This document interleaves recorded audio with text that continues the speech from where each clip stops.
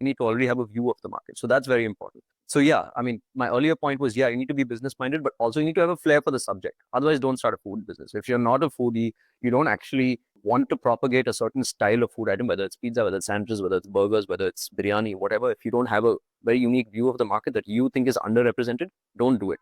Don't just hire consultants and put pieces together. That won't work. You mentioned that again. Your the founding idea for pizza bakery was introducing sourdough pizza here. How did you select that, and how are you sure that this is going to work in the market? Because as you mentioned again earlier, you never raised any funding or took any loans. You've put in your money. How are you so confident that this is going to work? Yeah, that's the thing we want. And a lot of these things, you just have to go take one step forward into the unknown. And that's why they say, you need balls of steel to be an entrepreneur, because at one point we had signed the lease for our Indranagar 12th million property, the flagship one that you guys may have seen, the first pizza bakery. We signed a lease and we didn't have a brand name. We didn't have a product. We didn't have a menu. We just know that, this is the kind of location we don't want to miss out on. Let's just sign the lease.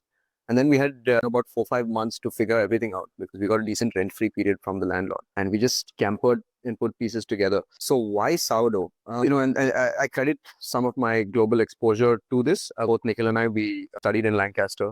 We worked in London after that. And in London, there was a lot of good sourdough pizza brands coming up. It weren't really as big as it is today globally. Today it's very obvious. But we really liked that style of pizza. We liked good gourmet pizza overall. And it wasn't so much sourdough. Like even Pizza Express, which didn't exist in India back then. Today there's Pizza Express everywhere. We really liked their gourmet range. And when we came back to Bangalore, we felt like, Bangalore's still stuck in the old Domino's and Pizza Hut routine. We felt like, there's room for a leg up. People have disposable income. People have global exposure. Everyone's traveling to Europe. Everyone's traveling to, Singapore, Middle East, and, going to these amazing restaurants. Why doesn't Bangalore have good pizza?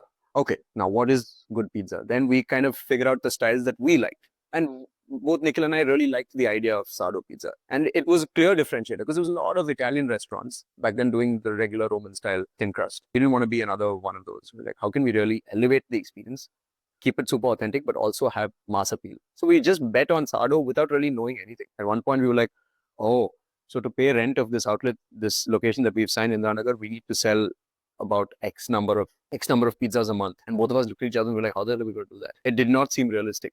But you just keep taking one step forward. And one day you realize that, there's a line outside the block. And we just took it one step. And you kind of have to bet on your instincts. That was pure art. There was no science into why we chose sourdough. We liked the way it tasted. We felt like people would like it too if given a chance to experience it. And that's what's happened. You started off as, again, looking at sourdough pizza as an art. But now after sourdough pizza, pastas again, the pizza bakery pastas are really good.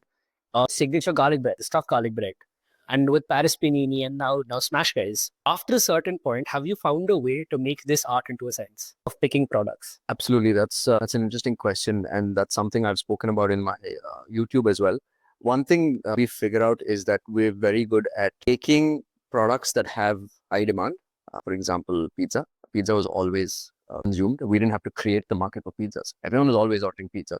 Same thing with sandwiches. People like sandwiches. It was a high volume product. Even during COVID, one of the things that was ordered to the home the most after pizza, biryani and stuff was sandwiches and burgers and things like that.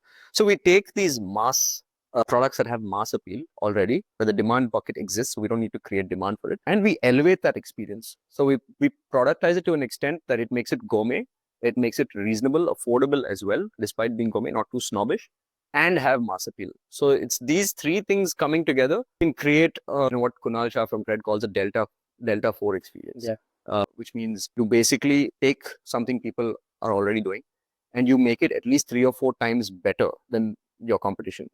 And when that happens, if you're actually able to achieve that, it sounds very simple to say, then you become the obvious choice. And then your demand flywheel just spirals into something you can't even imagine. So we made sure that, if we're starting a pizza brand, it needs to be at least 3-4x better than the next alternative. In those days, it was Domino's Pizza Hut, which was not really gourmet. Same thing with Paris panini. We picked the simple sandwich and we're like, how can we give it a twist that also has mass appeal? No one's doing paninis, right? Exactly. And paninis are great. Every time you travel abroad, there's always, even at the airports and stuff, you have these panini press machines. People are giving this warm panini with nice hard crust outside. You get that nice crunch, chew on the inside, quality cheese and meat and veg juice inside. There's no one doing that. Maybe we could elevate the sandwich experience in Bangalore 3 or 4x. So we did that. And similarly now with Smash Guys, we intend to do that with burgers. We feel like there's a lot of good burger brands, but no one's mastered the smash burger. Maybe we can kind of ride that wave. How much of an importance do you think data plays while again picking products? Definitely plays, especially in the age of the aggregator dominance. Swiggy, Zomato, Ola Foods, or all these delivery players, Magic Pin, everyone kind of expanding the size of the delivery market. You have to pay attention to what delivers well. That's the problem with products like ramen, for example.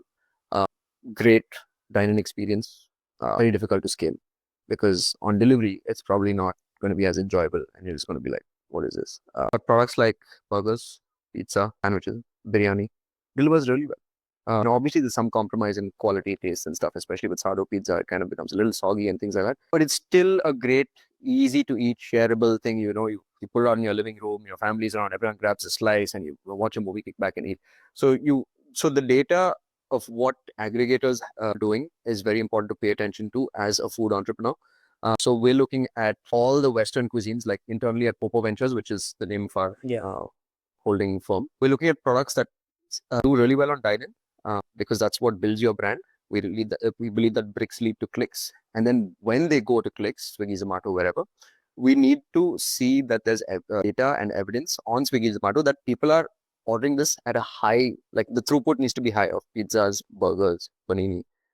So we check the data with our partners at Swiggy, Zomato. We're like, burgers are selling, right? The volume is good. And if we think it's good, we get into it. Yeah, I think that's the kind of method we follow. So after burgers, we'd probably do bowls, because we believe that bowls are great on delivery, and no one's really done a nice dining experience around bowls. We feel like we can crack something there.